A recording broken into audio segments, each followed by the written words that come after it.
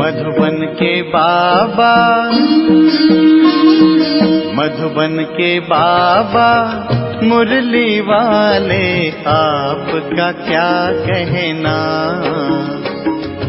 आपका क्या कहना। ओम शांति।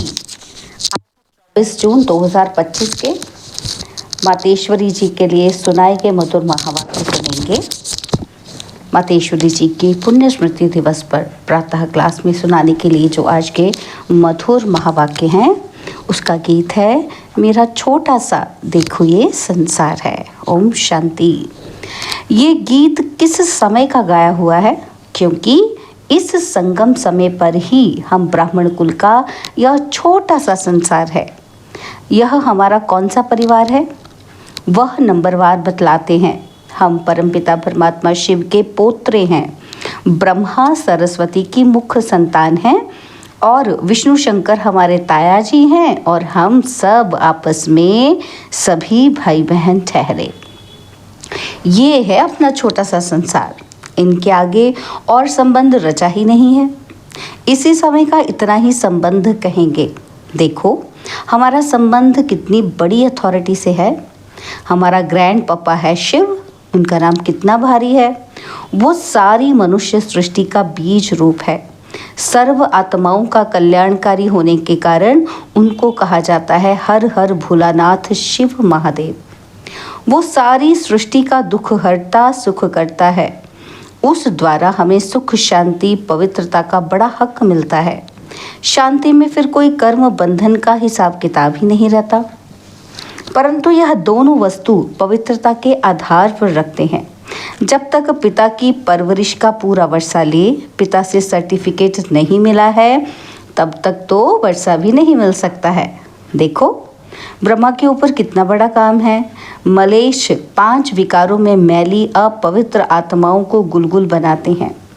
जिस अलौकिक कार्य का अजूरा फिर सत्य का पहला नंबर श्री कृष्ण पद मिलता है। अब देखो उस पिता के साथ तुम्हारा कैसा संबंध है, तो कितना बेफिक्र और खुश होना चाहिए।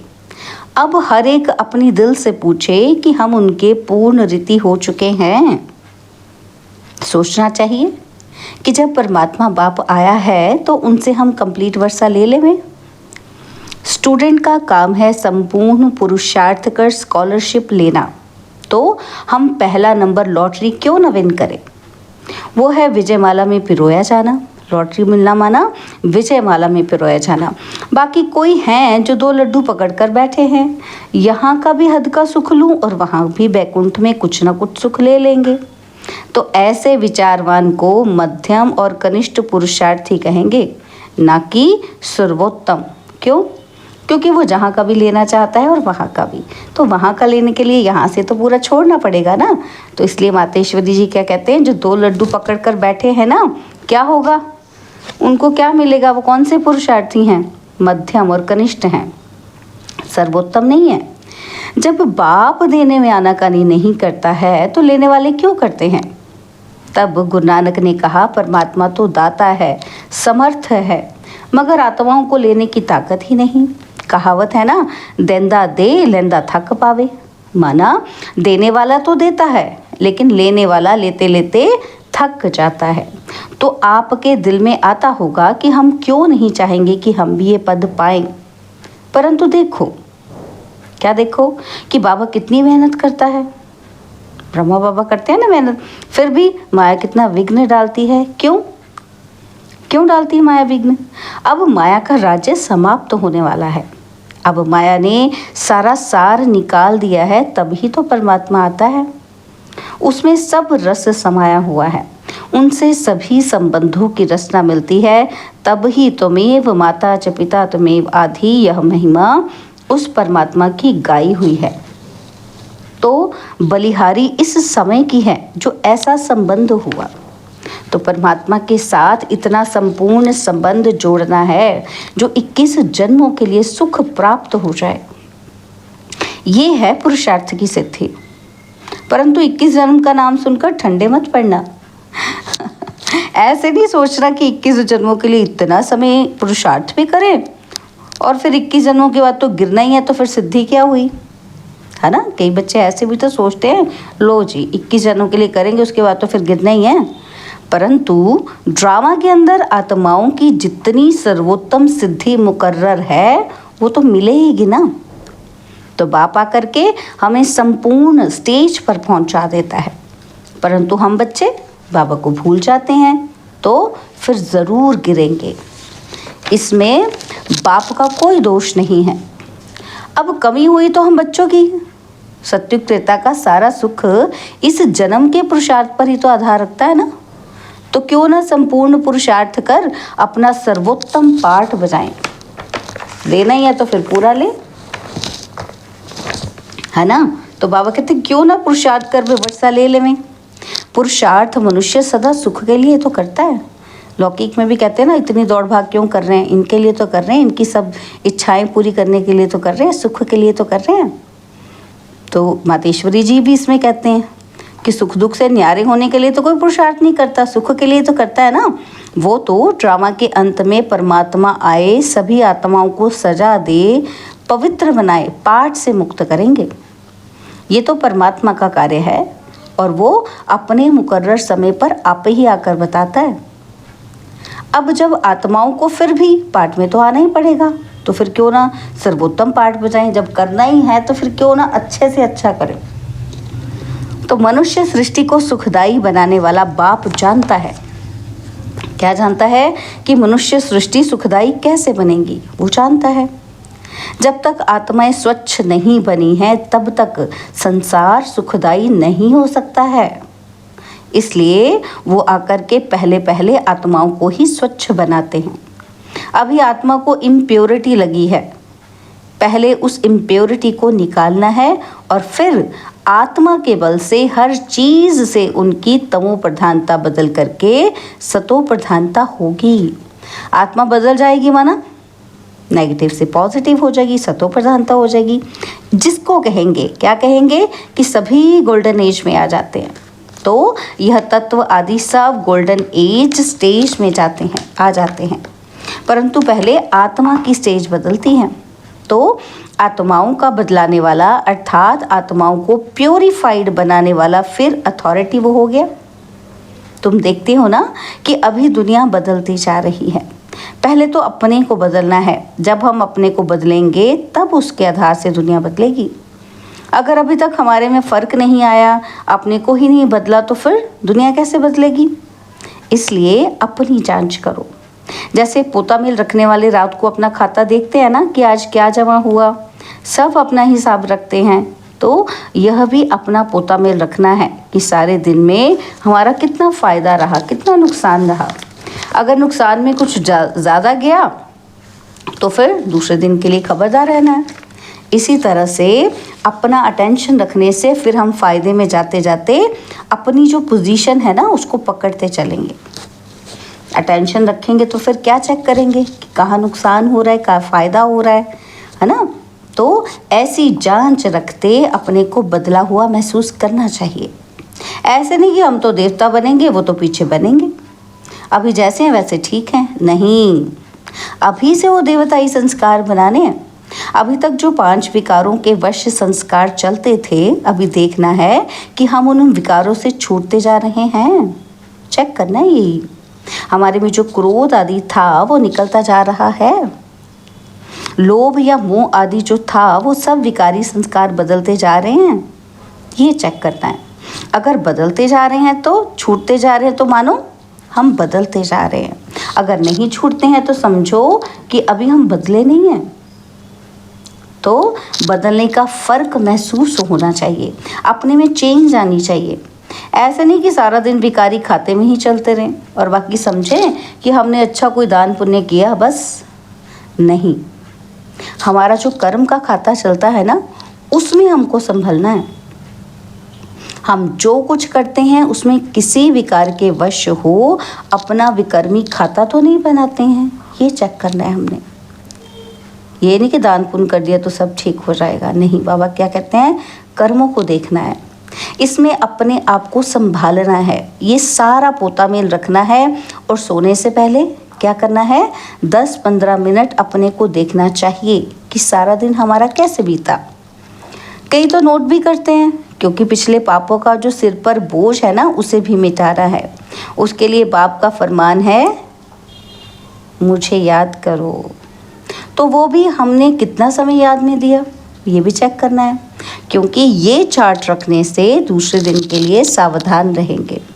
ऐसे सावधान रहते रहते फिर सावधान हो जाएंगे और फिर हमारे कर्म अच्छे चलते रहेंगे और फिर ऐसा कोई पाप ही नहीं होगा। तो पापों से ही तो बचना है ना। तो अच्छा, मीठी मीठी माँ का मीठे मीठे बच्चों प्रति याद, प्यार और गुड मॉर्निंग।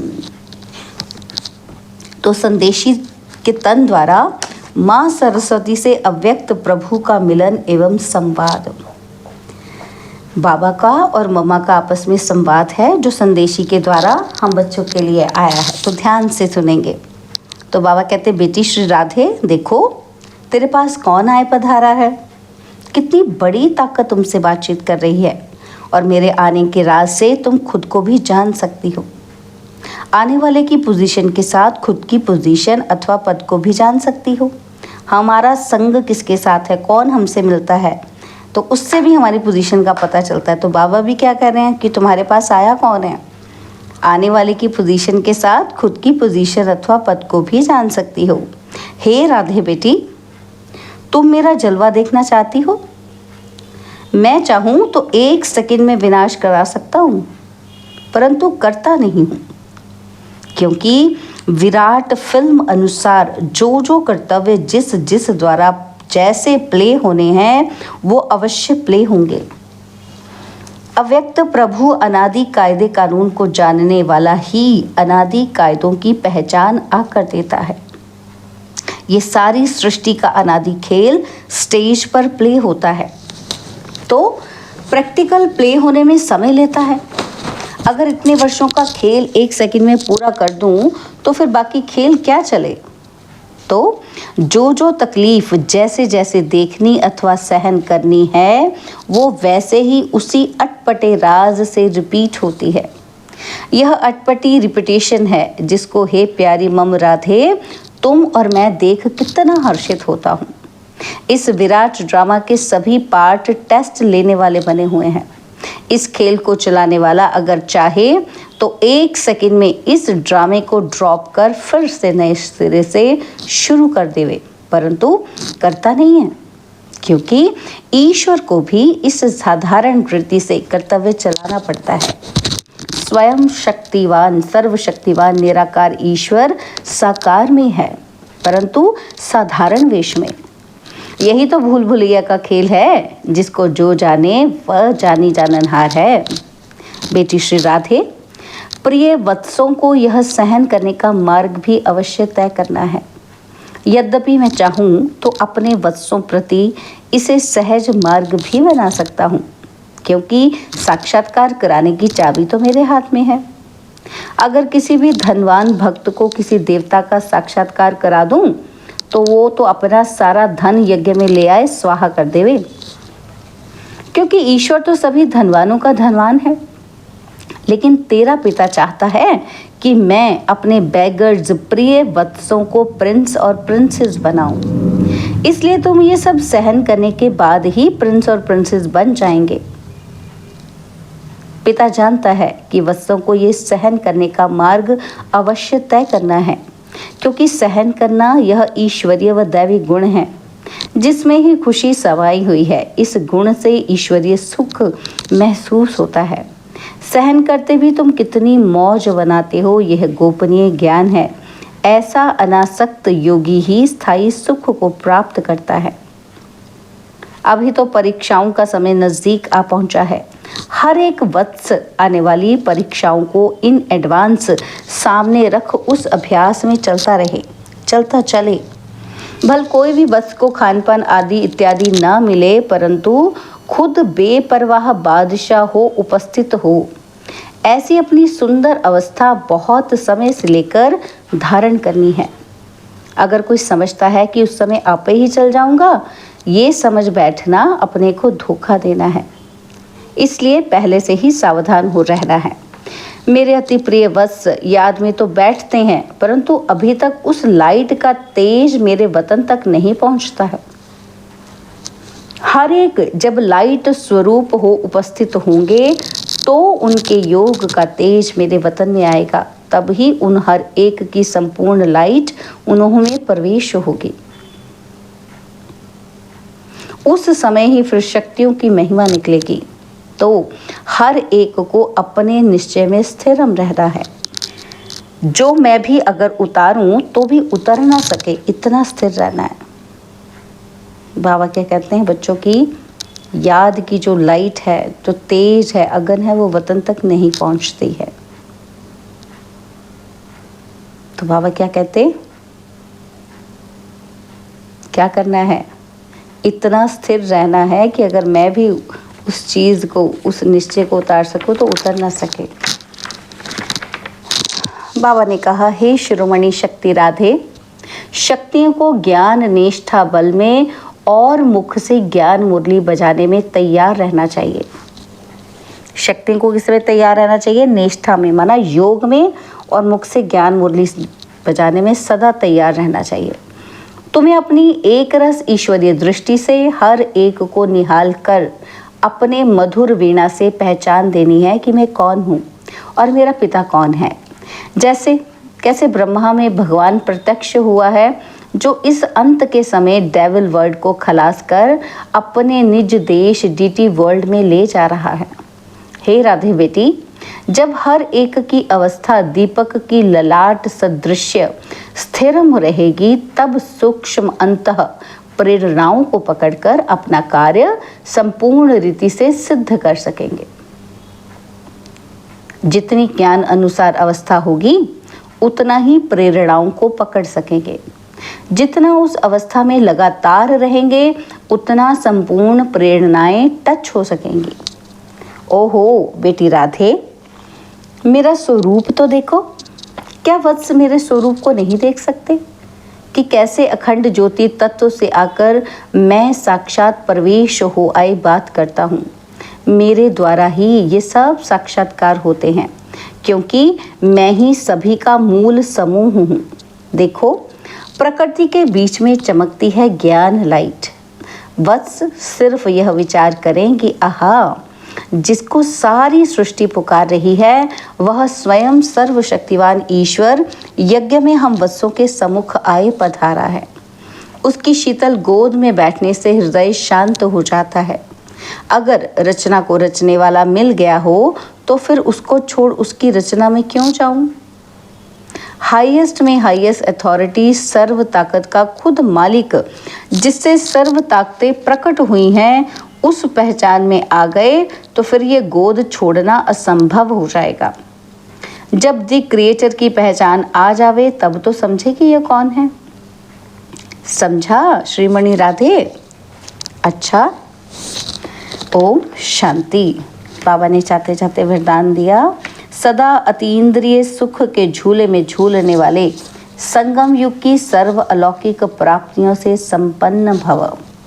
सदा अति इंद्रिय सुख के झूले में झूलने वाले संगम युग की सर्व अलौकिक प्राप्तियों से संपन्न भव। जो बच्चे अलौकिक प्राप्तियों से सदा संपन्न हैं, वो अति इंद्रिय सुख के झूले में झूलते रहते हैं।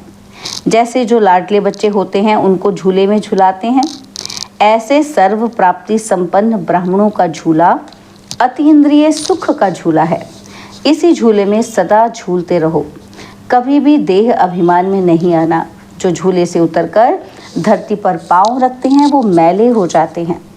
ऊंचे से ऊंचे बाप के स्वच्छ बच्चे सदा अति इंद्रिय सुख के झूले में झूलते मिट्टी में पांव नहीं रख सकते। आज का स्लोगन है, मैं त्यागी हूँ, इस अभिमान का त्याग ही सच्चा त्याग है। मैं त्यागी हूँ, इस अभिमान का त्याग ही सच्चा त्याग है। बाबा के आज के अव्यक्त इशारे, आत्मिक स्थिति में रहने का अभ्यास करो, अंतर्मुखी बनो। जब स्वयं को अकाल मूर्त आत्मा समझेंगे, तब अकाल मृत्यु से, अकाल से, सर्व समस्याओं से बच सकेंगे।